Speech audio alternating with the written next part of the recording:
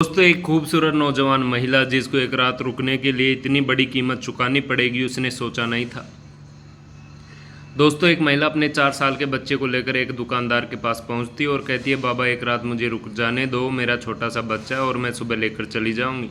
जो व्यक्ति था जिसकी उम्र लगभग 60 साल थी वो बुजुर्ग था।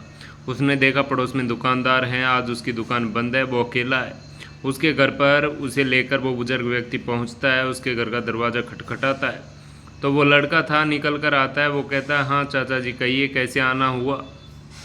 तो वो बुजुर्ग व्यक्ति कहता है कि बेटा ये महिला है, इसका एक 4 साल का बच्चा है, आज की रात ये रुकना चाहती है। मैंने सोचा मैं अपने यहाँ रोक लूँ, मेरे यहाँ सुरक्षित नहीं थी इसलिए सोचकर तुम्हारे पास लाया हूँ, इसे अपने यहाँ रुका लो। दोस्तों वो कहता है कि चाचा मैं रुका तो लूँगा, मैं अकेला रहता हूँ, ये महिला कैसे विश्वास करेगी। बोले कोई बात नहीं, आप रुका लीजिए। तो उस महिला को ले जाता है, एक रूम दे देता है। दोस्तों उस महिला ने नहीं सोचा था कि एक रात रुकने की हमें इतनी बड़ी कीमत चुकानी पड़ेगी। उस महिला ने भविष्य में नहीं सोचा था। महिला ने के साथ जो भी हुआ उसने बिल्कुल कल्पना ही नहीं की थी। दोस्तों इस कहानी को अगर आप सुनोगे तो आपके आंसू छलक पड़ेंगे। आखिरकार लोग कितने गिर चुके हैं, कितने विचार इनके गंदे हो चुके हैं। दोस्तों एक कहानी शुरू होती है। दोस्तों ये कहानी शुरू होती है हरियाणा का ज़िला रोहतक से। दोस्तों लड़के का नाम आकाश और उस महिला का नाम अर्चना। अर्चना के एक बच्चा था, वो दर बदर भटक रही थी, जिसका कोई नहीं था। जिसकी शादी होती है, जिस लड़के का नाम था अरविंद, वो लड़का ख़त्म हो जाता है और उसे ससुराल वालों ने निकाल दिया था। वो दर बदर ठोकर खा रही थी। वह महिला शाम को अचानक एक बुजुर्ग व्यक्ति अपनी दुकान खोलकर बैठा था उसके पास चली जाती है, जिसका नाम दीनदयाल था। वहाँ पहुँचती है, कहती है, ताऊ आज मुझे रुकने के लिए कहीं शरण दे दो, सुबह कहीं काम खोज लूँगी, अपना काम करने लगूँगी। तभी वो बुजुर्ग व्यक्ति लेकर उसे उस लड़के का नाम अशोक था घर पहुँचती है और अशोक को बुलाया जाता है। अशोक जैसे उसे देखता है तो पहले मना करता है, कहता है कि हम अकेले रहते हैं, इस महिला को अगर यहाँ रखा तो लोग तरह तरह की बातें करेंगे। लेकिन दीनदयाल कहते हैं कि मुझे विश्वास है तुम ऐसा नहीं कर सकते, इसे अपने पास रुका लो। तो उसे ले जाता है और एक रूम दे देता है। उसके चारपाई थी, बिस्तर लगा हुआ था। वो महिला अपने 4 साल के बच्चे को लेकर रूम में पहुंच जाती है, लेकिन उसका दिल तेजी से फिर धड़क रहा था। अकेली महिला, अनजान घर, अनजान व्यक्ति, अनजान महिला, क्या हो सकता है कोई पता नहीं। दोस्तों वो महिला थी जो विश्वास करने लगती है, लेकिन वो लड़का कहता है, अशोक देखो आज की रात ही हम तुम्हें रुका सकते हैं, सुबह अपना मुकाम ढूंढ लेना, हम किसी महिला वेला को नहीं रखते। लेकिन उसे दया आई, उसने सोचा ये लड़का है, भूखा प्यासा होगा। वो रसोई के अंदर जाता है, चाय तैयार करता है और चाय जाकर माँ और बेटे को दे देता है। चाय पी लो, थोड़ा सुकून मिल जाएगा। वो दोनों ने संकोच होकर चाय पीने लगते हैं। फिर जाता है, अंदर जाने के बाद उसका कुछ खाना रखा हुआ था। वो चावल रखे थे, दाल रखी थी, कुछ रोटियां भी रखी थी जिनसे अवना के रखी थी, लेकिन खाया नहीं था। उसे ले जाकर दे देता है, आप लोग खा लो। वो महिला, उसका बच्चा, दोनों खाना खा लेते हैं। थोड़ा बहुत खाने के बाद कहते हैं, आप लोग सो जाइए, पर ये बात आप लोग सुबह अपना मुकाम कर लेना, हम तुम्हें रुका तो लिया क्योंकि मुझे किसी पर अब भरोसा नहीं है। इतनी कहकर वो चला जाता है, अपने रूम में सोने लगता है। महिला थोड़ी बहुत देर तो सोती है। सोने के बाद जब देखती है तो उसका गुर्बे से ही घर बहुत अच्छा बना था, लेकिन घर में गंदगी थी। 2-4 दिन झाड़ू नहीं लगा था, सब गंदा पड़ा था, फर्श इधर उधर तितर बितर होके पड़े हुए थे। महिला रात में उठती है, उठने के बाद पूरा घर साफ करती है, रसोई के अंदर जाती है, बर्तन मैले पड़े थे सारे बर्तन चमका देती है, साफ़ सफाई करके कंप्लीट कर देती है। लेकिन सुबह जैसे ही 6 बजते हैं तो चाय बनाती है। चाय बनाने के बाद जहाँ पर अशोक सोया था, अशोक नींद से जागकर चाय पर बैठ जाता है। वो चाय लेकर 2 कप पहुँचती है। चाय जैसे ही उसे पकड़ाती है, अशोक कहता है, सब कुछ बदला हुआ नज़र आ रहा है, बदला हुआ नज़र आ रहा है। उसी समय उसे अपनी पत्नी की याद आ जाती है।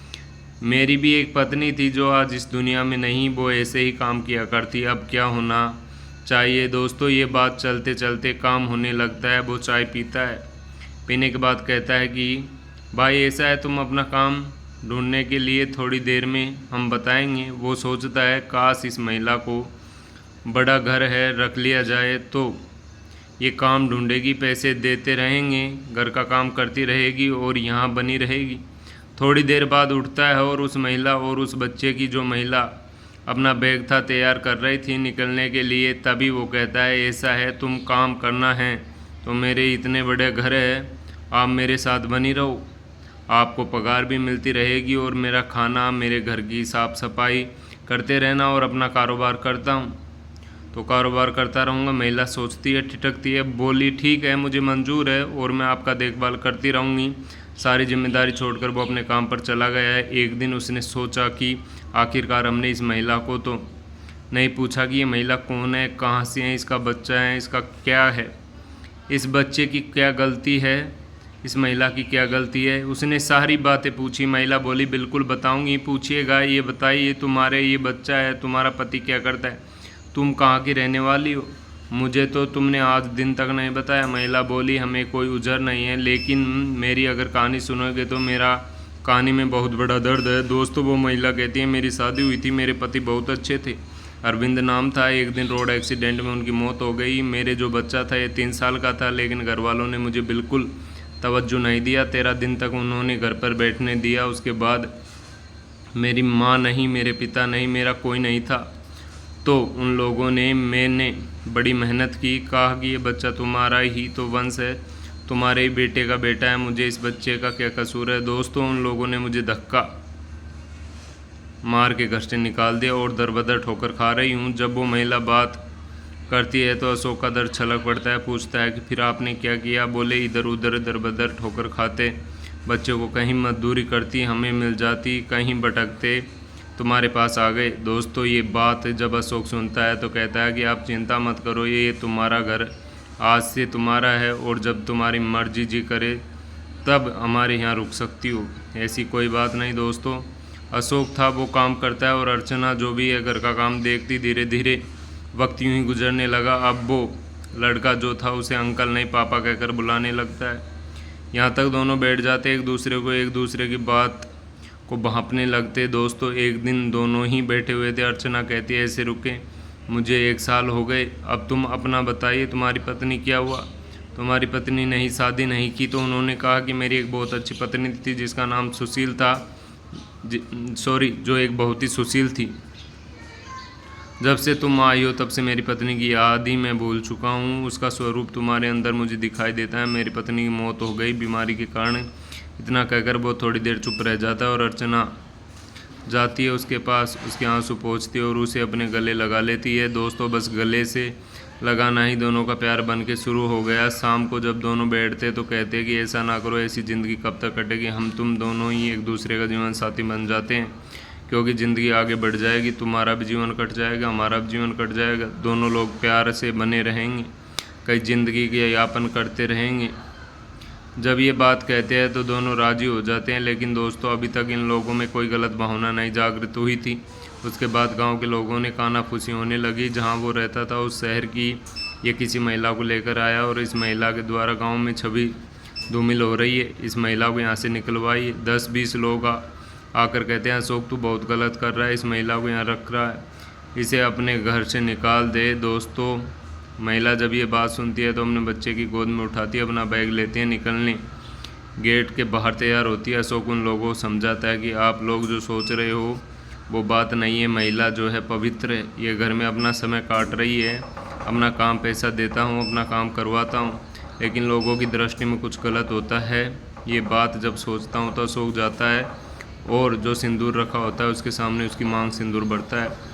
उस लोगों से कहता अब देख लीजिए, आज तक तो मैं पवित्र था, मैंने पत्नी का संबंध नहीं माना था, लेकिन आज से इसे इसकी ज़िंदगी सुकून पहुंचाऊंगा, इसे पत्नी बना के रखूंगा। मांग में सिंदूर बढ़ता है, लोग दंग रह जाते हैं और अशोक की सराहना करते हैं कि अब पत्नी को बनाकर इसे रख सकते हो। वैसे लोग कुछ भी कह सकते हैं। दोस्तों भीड़ थी वो चली जाती है और अर्चना पति पत्नी बनकर दोनों एक साथ रहते हैं। उसके बाद उनका जीवन बहुत ही अच्छे से गुजरने लगता है। ये कहानी आपको कैसी लगी एक बार लाइक शेयर कमेंट करके ज़रूर बताइए।